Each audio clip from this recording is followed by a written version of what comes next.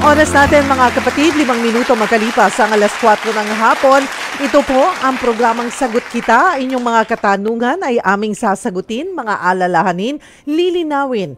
At kami po ang tulay nyo sa serbisyo publiko. Ako po ang inyong kapatid Cheryl Cosim, Sagot Kita. At napapakinggan nyo po kami sa 92.3 Radio 5 True FM. Dito tayo sa totoo. At live din po tayo sa Facebook page ng True FM. Please do follow us on Facebook. At mga kapatid, sa lahat po ng Signal subscribers, mga milyon-milyong Signal subscribers natin na hanggang Tawi-Tawi, Kalayaan Group of Islands, I think around 5 to 6 million subscribers po mayroon tayo sa Signal. Alam nyo po, napapanood din tayo. We're on test broadcast ang True FM sa Channel 19. Yes! Ilagay nyo po ang mga television nyo sa Channel 19 para magkakitaan po tayo. So yan po, pwede nyo na pong maging habit yan. Kung nasa bahay kayo at Signal po kayo, Channel 19 lang. Kung nasa kalsada kayo, 92.3 True FM. Today, ang ating pag-uusapan mga kapatid ay pabahay. Makamasa at abot kayang pabahay. Mayroon na po kasing halos 7 million na backlog sa pabahay po ng gobyerno. Yan ay hindi lamang po datos mga kapatid. Ito ay mga Pilipinong walang access sa disente at abot kayang tahanan. Ang nakikitang solusyon po dito ay ang Pambansang Pabahay para sa Pilipino program, or ang tinatawag nilang 4PH. Ano nga ba ang requirements at proseso para po maka-avail niyan? Ito po ang gusto ng Administrasyong Marcos, na lahat sana po, bawat pamilyang Pilipino ay magkaroon ng sarili nilang matitirahan at na kayang bayaran, abot kayang mababayaran po. Kaya katuwang po nila ang ating guest today, magkakasama po natin ang Pag-ibig Fund para alamin po natin yung mga detalye at paano po makaka-avail ng itong ganito pong programa ng Pag-ibig na parang halos wala nga yata pong interes pag-usapan po natin yan, no? Paano ba kayo makakwalify? Pero syempre kasi kailangan may screening pa po yan. So ilan lamang po yan sa ating i-discuss, ang ating question of the day. Kayo, gusto nyo bang magkaroon ng sariling bahay at bakit? At kung wala pa, bakit hanggang ngayon wala pa? Baka makatulong po kami. Or ito na po ang sagot sa inyong mga dalangin, diba? Na magkaroon ng sariling bahay. Post po kayo sa ating live stream mga kapatid.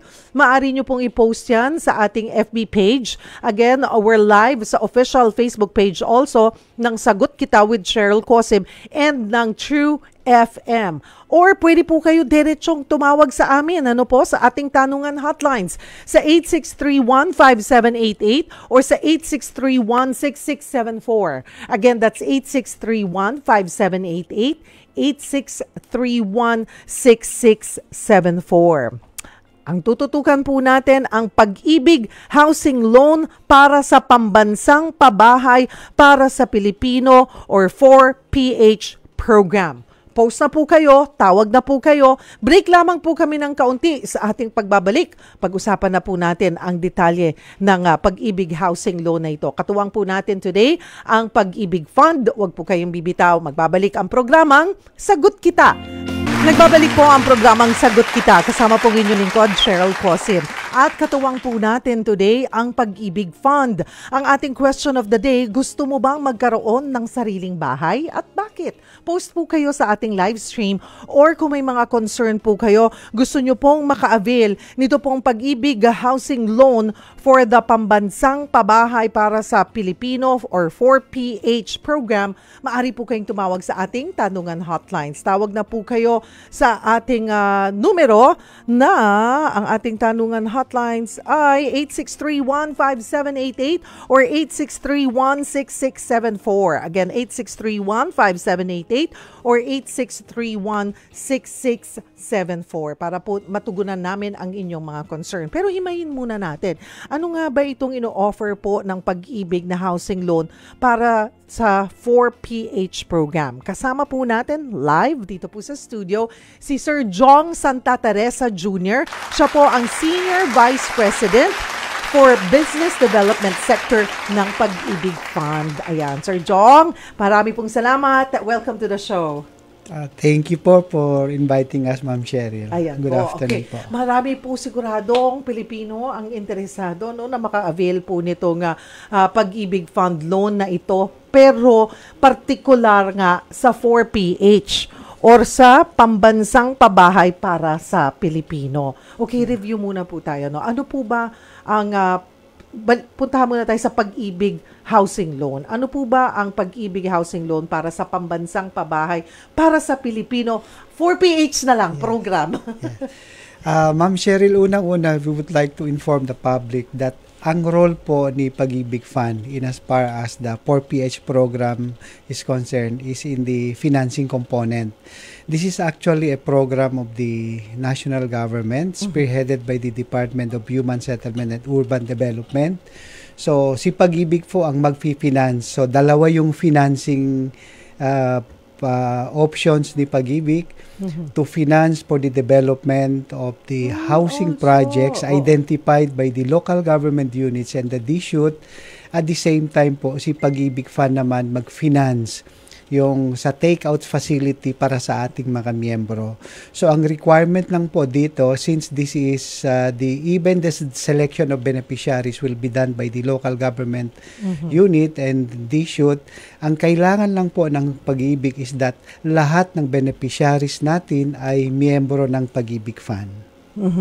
Okay. So, lahat po ba ito, nationwide po ba ito, ino-offer? So, masasabi natin, bawat probinsya, bawat syudad po, magkakaroon ng ganitong klase ng pabahay na abot kaya po ng mga Pag-ibig members. Yes, actually, that is the target of the national government to solve the housing backlog in the entire country. In fact, ang target nila is to produce 6 million houses all throughout the country po.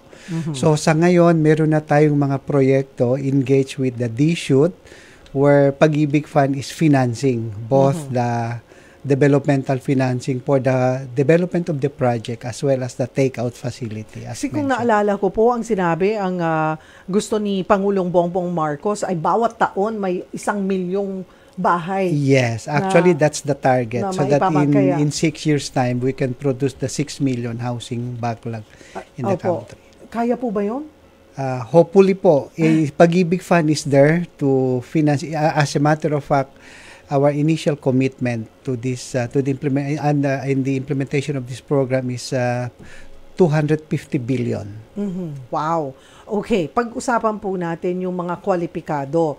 Yes. Kanina po ay na-mention nyo, Sir Jong, na of course, kailangan po ay active Pag-ibig member po kayo. Yes. Di po ba? Pag sinabi po nating active Pag-ibig member, Sir Jong, buwan-buwan, nakakapagbigay po kayo, whether kayo po ay employed, may trabaho po kayo, or voluntary po. Yes. Ano po? Pero hindi po lahat ng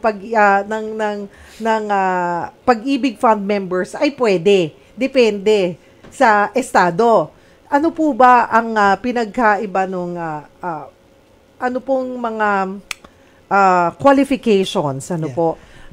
Ano po ang maaaring gawin ng isang kwalipikadong miyembro ng Pag-ibig sa loan na ito? Yeah. Unang-una po, itong 4PH program,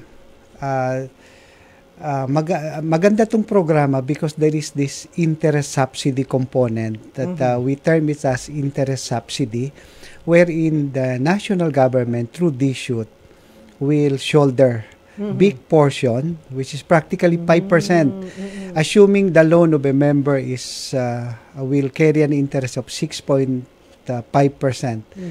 Only 1.5% will be shouldered by the member. So napakalaki po yung interest subsidy component, and that's why ito po ay responsibility ni local government unit and si DSUD to determine who are these qualified beneficiaries, because under this program, kung ang isang miyembro pwede mag-qualify sa interest subsidy component, pwede rin po sa price subsidy component. Anong ibig sabihin ng price subsidy component? Si DSUT is regulating the selling price of the package. In fact, ang isang condo unit about 22 to 27 square meters, may ceiling yan. They cannot, the developer cannot sell higher. So eventually, ang appraised value ng isang property is much, much higher than the selling price. That's why the difference, between the selling price and the appraised value is already considered as the price subsidy.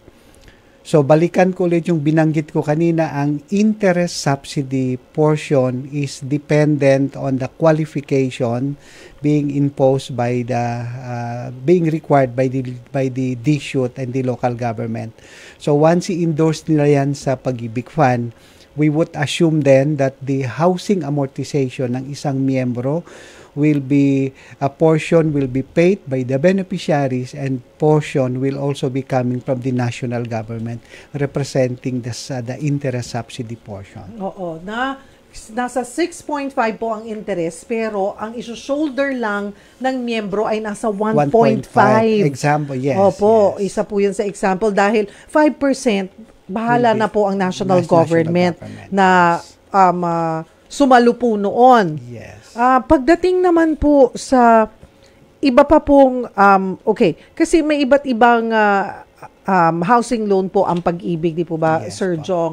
So, unlike po dun sa ibang mga members, again, hindi po lahat ay magko-qualify or kailangan maging bahagi po kayo or ma-identify kayo ng LGU nyo na qualified po dito sa 4PH program. Yes. So, local government na po ang bahala dyan. Yes. Tapos pag pumasa na po sila, wag niyo po mamasamain mga kapatid, hindi ko po nilalahat. Pero minsan nakakarinig tayo dyan. Pagdating, pag LGU ang nagde-decide, naku, palakasan naman dyan eh. Minsan hindi naman qualified, mas qualified ako. Pero bakit nagko-qualify?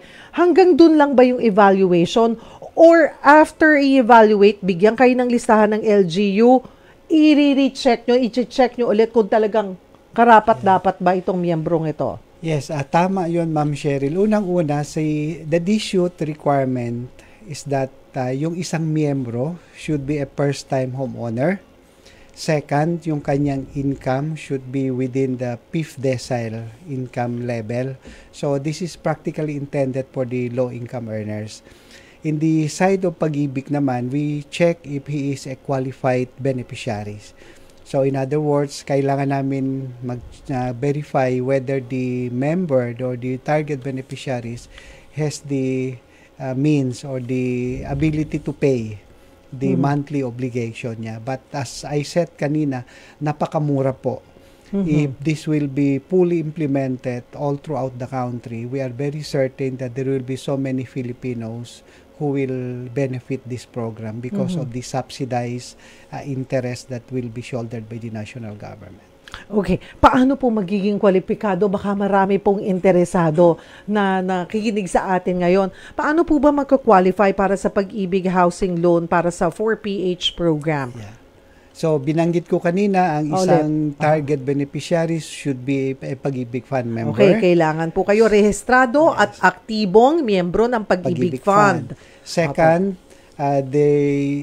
they have to engage with the local government unit where mayroon tayong existing project under the 4PH program. I-check nyo po sa inyong mga local government kung nagsimula na. Kasi baka mamaya wala pa naman, hindi pa nagsisimula sa lugar na yun.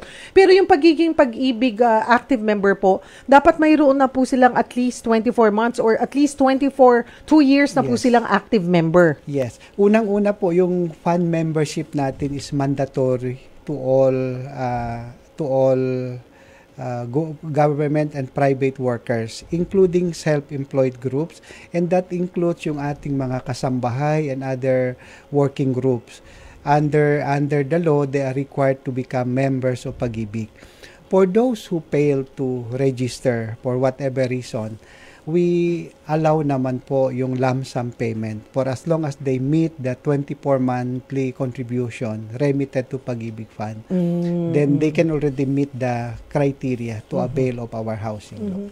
Yun lamang po bang mga nandito sa Pilipinas or kasama po ba, bahagi po ba dito ng 4PH ang mga OFW po natin? Lahat po.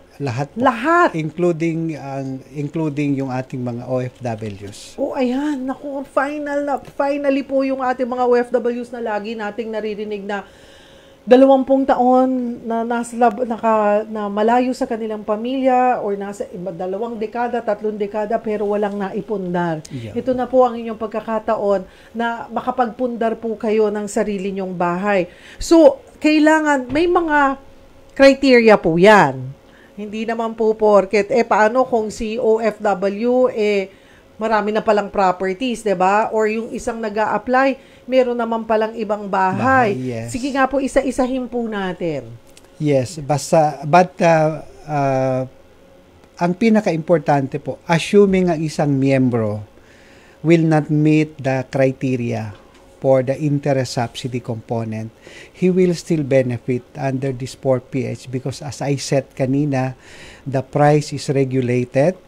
Hindi katulad ng ibang housing inventories yung na meron tayo para sa Filipinos na medyo mahal yung presyo. Dito po regulated ang price and the DSUT is requiring that a contractor or a developer should not exceed the ceiling set covered under this 4PH program. So, in most cases po, napakalaki yung value ng property under this program, but the selling price is only ranging maximum of to 1.6 million. 1.6 million. So, pwedeng hindi po mag-qualify para doon sa subsidy, doon sa interest, pero pwede pa rin po kayo makakuha ng pabahay po. Yes. Okay. Ang sinasabi po dito, Sir Jong, ay para maging qualified, ay kailangan first-time homeowner ka. Yes. Ito po, yung first-time homeowner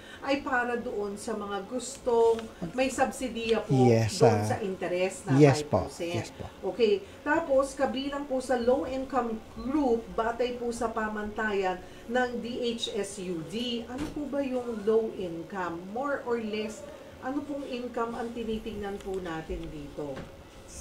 If we say fifth decile, it should be at least 18,000 pesos. Or lower, below, Oo, yes. Ang inyo pong sinesweldo, buong ano na po yun, pamilya, combined, na sweldo na po yun. Kung kunwari po ay mag-asawa, parehong mag-asawa ay nagtatrabaho, pag kinumbine po, below 18,000, pasok po yun. We are referring to the borrower's income po. So, yung borrower's income. Di po ba usually pag may asawa na ang hihiram, ano po yan? Sine-check po natin, 'di ba, pati yung estado po ng spouse. So they will be combined. If in that case, we will evaluate on the income of the family. Meron din po kasama po sa pwedeng mag-qualify, dapat yung edad ay hindi lalagpas sa 65 years old sa petsa ng aplikasyon at hindi lalagpas ng 70 years old na taon sa petsa ng maturity ng loan. So, mas maiksi po. Mas maiksi po. Yes, because under our guidelines, the term of the loan must not exceed the 70th birthday of the borrower. So, in such case, kung halimbawa, medyo nasa ganung edad na yung miyembro, meron naman tayong option where a borrower can get a younger one co-borrower to especially if there is this deficiency in the income to qualify for the loan. At syempre mga kapatid, syempre titignan nila yung background nyo po, kung kamusta yung credit line nyo. Baka po kayo ay may existing loan na foreclose yung property. Titingnan nyo po yung record ng kanilang pagbabayad kung may mga previous loans na po sa Pag-ibig. We limit the verification to any transactions with Pag-ibig Fund only po. At kung mayroong kasalukuyang pag-ibig short-term loan, yung STL na tinatawag, dapat po ay updated sa petsa ng loan application. Yes. So, kung may existing loan sila ngayon, pero maganda po ang record, no? Hindi pumapalya, talagang malinis. Pwede po silang another loan. Pwede po silang maging bahagi nito. Under the Pag-ibig Fund Housing program, regular housing program, allowed po tayo under a multiple availment policy. But in as far as since this is under the 4PH, as I mentioned earlier, depende po sa qualification that will be required by DSUD, specifically on those who will be eligible to avail of the interest subsidy. So binanggit ko kanina that under the definition nila, it should be a first-time homeowner. So kung mayroon na pong existing loan sa Pag-ibig, baka hindi na po sila qualified under the interest subsidy features ng 4PH program. Okay, eto po. Pag-usapan natin, although nabanggit nyo po kanina ng kaunti, yung halaga ng maaari pong i-loan sa programang ito.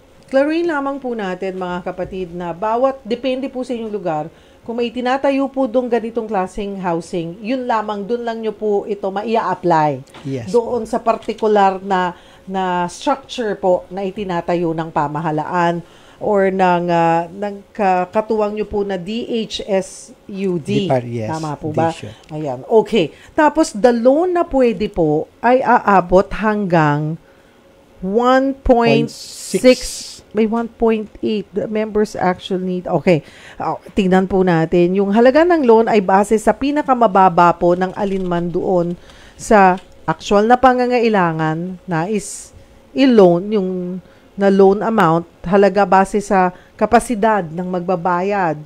At yung loan to appraised value ratio. Yeah. Kasi yung mga areas po siguro, depende din yung halaga. Or iba-iba po ba ng laki yan? Or standard po na isang laki lang? Actually po, in as far as the area that will be developed is ranging from 22 to 27 square meters. And meron rin yung corresponding pricing requirement by the DSUD. But under this 4PH program, in most cases, the members will get the full amount. We can get the full amount because as I said kanina po, na malaki yung appraised value ni Pag-ibig Fund in as far as these properties are concerned versus the selling price that's being sold by the developers as required by DSUD because they cannot sell higher. On the other hand, ang computation naman namin ng gross income requirement shall be based on the net of subsidy component. So in other words, mas maliit po. Good example, ma'am, if the amortization is 9,000 for example. Okay, kunwari po ang nirelease sa kanila ay sabi nyo nga po 1.6. 1.6, okay. yes. Yan pong 1.6, kaya marirelease ay base rin po sa evaluation doon sa member. Yes po. Okay, yung kakayanan nilang magbayad. Yes. Alright. Tapos po, paano po yun? So, if the appraised value is more than that, because we'll be financing at least 100% of the 90%, no, Chris, on the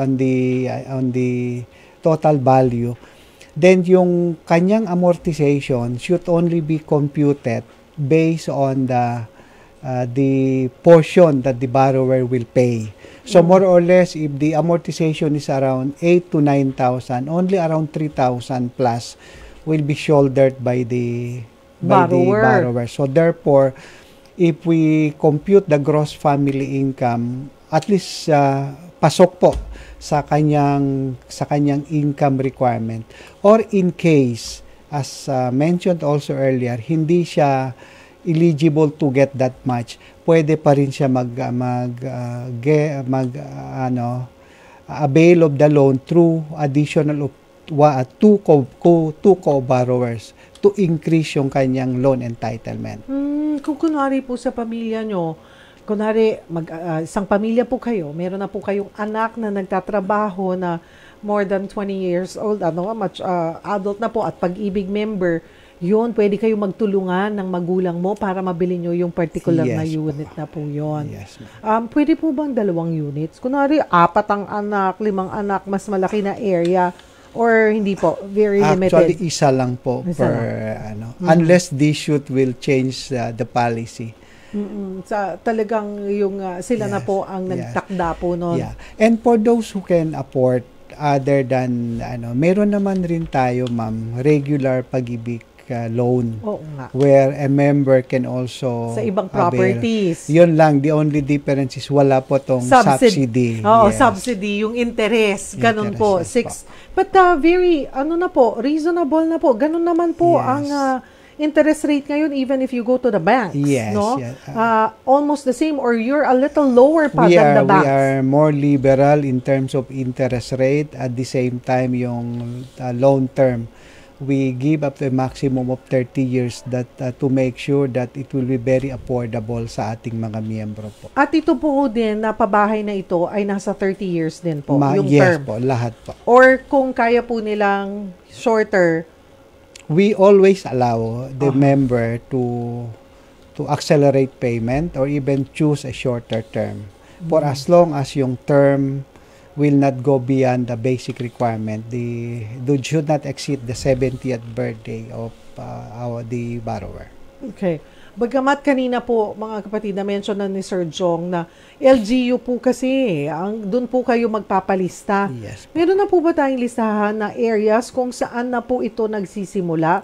Or ginagawa rin ng LGU na sinasabihan nila yung kanilang kanya-kanyang barangay na, tingnan nyo kung sino yung mga interesado at pwedeng ma-qualify. We have so many projects on pipeline. Apo. And DSUT is optimistic that within this year, they can deliver substantial number of units, yung completed units to be taken out by Pag-ibig. Other than that, meron rin kaming mga projects that we finance for the site development. And this include the project of the city government of Bacolod. Meron rin tayong project ng LGU Palayan. At meron rin tayong project in Lawag City. Meron rin tayong project approved although hindi pa wala pang engagement or releases, project in Zamboanga. And marami pa po on pipelines. So ngayon po, since we're talking about this, ay ipinapaalam na natin dun sa mga miyembro para by the time na matapos po yung structure, yung kanilang lilipatan, ay tapos na rin yung evaluation. Ganun Yes po ba yun? Yes, ma'am. So saan pong mga areas, doon po ba sa mga areas na nabanggit nyo, Sir Jong, doon nagsisimula na po yung, kumbaga, palista? Yes po. Actually, we have already done some borrowers validation in those areas mentioned. And kamusta po ang tanggap ng mga miyembro? Members are very happy because of the interest subsidy component. Napakaganda tong 4PH program because ito na po, mura na, may interest subsidy component pa po.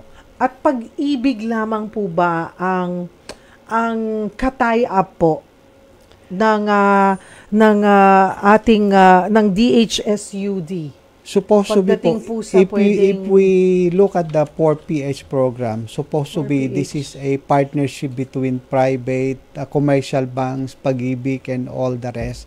As of now po, one of the active government financial institution actively involved in the implementation of the shelter program. This program is Pag-ibig Fund po. Okay. And we are hoping that other government financial institutions, including commercial banks, will join because malaki po yung funding requirement if we are talking about 6 million housing units. Opo, oo. Tinatanong ko rin po yan dahil gusto rin nating paalalahanan yung ating mga kapatid na umiwas po kayo na mabudol. Exactly. Kasi, meron po dyan sasamantala at sasabihin na, akong bahala sa'yo, papasok ka dyan sa listahan, hindi ka mauubusan.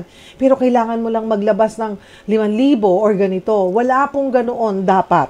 We encourage Walang all paunang bayad. Yes. We encourage, ma'am, all interested beneficiaries to engage directly with the local government units para Saka safe dapat po walang sila. mga reservation fee. Wala po. Wala pong ganoon. Okay, break lamang po tayo ng kaunti. Mga kapatid, inaanyayahan po namin kayong sumali sa ating talakayan. Kasama po natin today ang Pag-ibig Fund at pinag-uusapan po natin itong Pag-ibig Housing Loan for the Pambansang Pabahay para sa Pilipino o 4PH program. Maari po kayong mag-post ng inyong mga concerns sa ating live stream. Live po tayo sa Facebook page ng True FM at maging ng programang Sagot Kita with Cheryl Cosim, ang aming pong official FB page. Pwede rin po kayong tumawag sa ating tanungan hotlines. Mga kapatid, sa 8631-6678, tama ba ako? At sa 8631-6674 or 8631-5788, sorry. 8631-5788 or 8631-6674. Huwag po kayong bibitaw. Magbabalik po ang programang Sagot Kita, katuwang ang Pag-ibig Fund. At kami po ay nagbabalik dito sa programang Sagot Kita, katuwang po natin ang Pag-ibig Fund. Pinag-uusapan po natin itong housing loan na ino-offer po nila para sa mga Pag-ibig members at ito po ay particular para sa Pambansang Pabahay para sa Pilipino o 4PH program, mga kapatid. Kasama pa rin po natin ay si Sir Jong Santa Teresa Jr. ng Pag-ibig. At Sir, okay, ulitin lamang po natin doon sa mga areas na nagsimula na po ito kasi katulad ng sinabi natin, kailangan nyo pong pumunta sa LGU magpakita po kayo ng interest that you want to avail. Saan po ulit areas na meron? Para hindi sila mapag-iwanan. Lapit nyo lang po, sir. Yeah. Yung so, mic.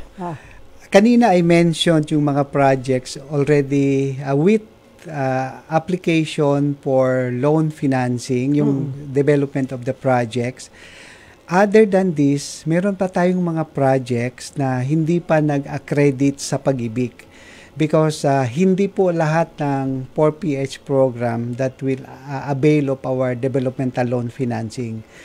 Some majority of this will just simply avail of our takeout facility wherein we'll be financing yung loan ng ating mga miyembro. Unfortunately, we don't have the latest list because this is being handled directly by the LGUs. What we can share today is etong mga projects na we already approved yung kanilang developmental loan financing. And this includes yung isang project natin sa Lawag, Ilocos Norte. Meron rin tayong isang project sa Bukawe, Bulacan. This is the partnership with the LGU ng Bulacan. We also have one project in Zamboanga in partnership with the LGU ng Zamboanga City. Meron din tayo dito sa Metro Manila sa ito palang isa is in San Mateo, Rizal. Meron naman tayo isa sa Metro Manila in Caloocan City. This is to be undertaken by the Zeta World Realty Incorporated, although of course in partnership with the local government unit. At meron rin tayong isang project sa Nopaliches, Nopaliches City. Then, I also mentioned kanina about the project, the township project actually of the LGU ng City Government of Palayan. And yung isang project na mayroon ng 4 na buildings, this is the U-Home project located in Bacolod City. This is actually the project of Mayor Albi Benitez. Ayan po, ayan. Bago po natin pagpatuloy at mas gusto nating, mas maintindihan ng isang miyembro na, teka, magkano ba talaga yung aking babayaran monthly if I avail? Dito muna po tayo sa ating caller, si Rizalyn Ruiz Makugay, na mula po pa sa Israel. Hi, Rizalyn! Hi, ma'am. Good morning. Kamusta kayo dyan sa Israel? Okay lang po. Okay naman? Safe naman? Yes po. Okay lang po. Sa Haifa po kami, safe po dito. Ano, no?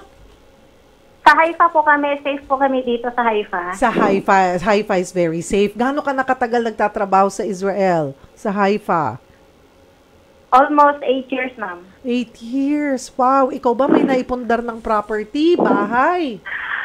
O, hindi pa ako nag-ano ng bahay, ma'am, kasi andito pa ako, single mom po ako, at ang inaano ko lang po yung mga bukilin, pero gusto ko po sanang magpundar din ng bahay na para pag mag-for good na, okay na po. Oo nga naman, diba?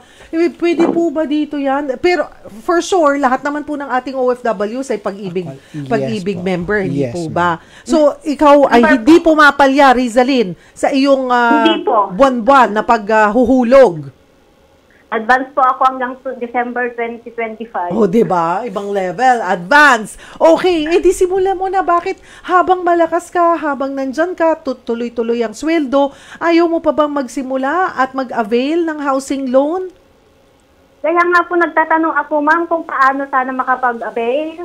Saan mo ba planong magkaroon ng property, Rizalyn? Dito sa Pilipinas. Sa Isabela po ako, ma'am. Isabela. So gusto mo sana doon?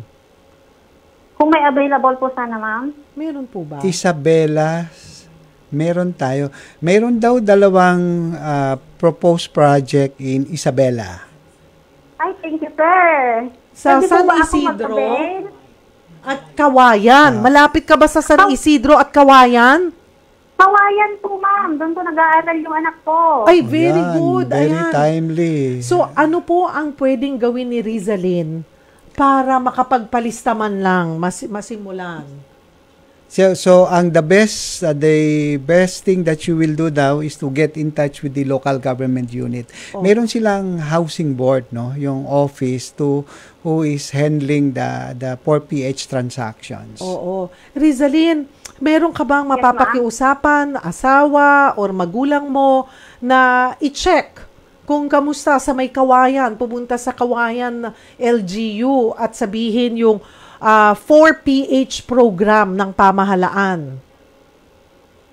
Meron po. Yung sa anak ko po, ma'am, doon po nag-aaral. Pwede ko po siyang pag-usapan.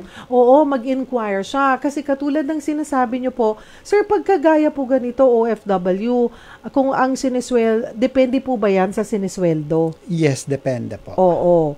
Pero kung kunwari, alam naman din po natin, oo, sila Rizalyn, mas malaki syempre yung sinisweldo doon, pero consider nyo rin yung kanilang cost of living doon sa Israel. 'Di ba? Yes, ma'am. Oo, 'di ba, Rizalyn? Hindi naman porket Opo. sabihin natin kunwari sumisweldo ka ng kunwari 50,000, hindi naman lahat 'yan na ipapadala mo or na ibibigay para sa pamilya mo dito. Part of that ginagastos mo rin sa sarili mo diyan. Yes, ma'am. Nagbabayad po kami ng flat pag nagde-day off po kami at saka yung sa load po ng cellphone at transportation po. Oo. Hopefully, DShoot can come up with a program for para the sa OFWs. Department But of what we are certain, ma'am, during with our several meetings we had with DShoot, is that the 4PH program will also extend to sa mga OFWs. Hindi lang natin, we are not just certain on the subsidy component, whether DShoot can extend that incentive to OFWs. Pero Rizalyn, check mo ba kung updated ang records mo sa pag-ibig? Yes, ma'am. Kasi may ano din po ako, MP2. Ayan. May MP2. Very good! Very good, Rizalyn. Napakaganda yung ginawa mo na may MP2 ka. Yes, malaki ang dividendo natin dyan, Rizalyn. And you can look forward na napakalaking yung opportunity that we are offering, especially sa OFWs, to save under our MP2 program. Oo. And siguro alam naman may question po ako. Sige, go ahead, Rizalyn. Di ba nag-increase po kasi yung contribution ngayon, 200 po kasi ang nahulog po hanggang December 2025 na. Di ba sabi nila nag-increase po ng naging 400. Paano po gagawin ko doon? As it is na lang po o mag-additional po ako? Dadagdag natin yung kulang. We just require you to pay what is yung maximum under the MP1. Kasi ang mandatory naman sa atin, Rizalyn, is the regular Pag-ibig membership.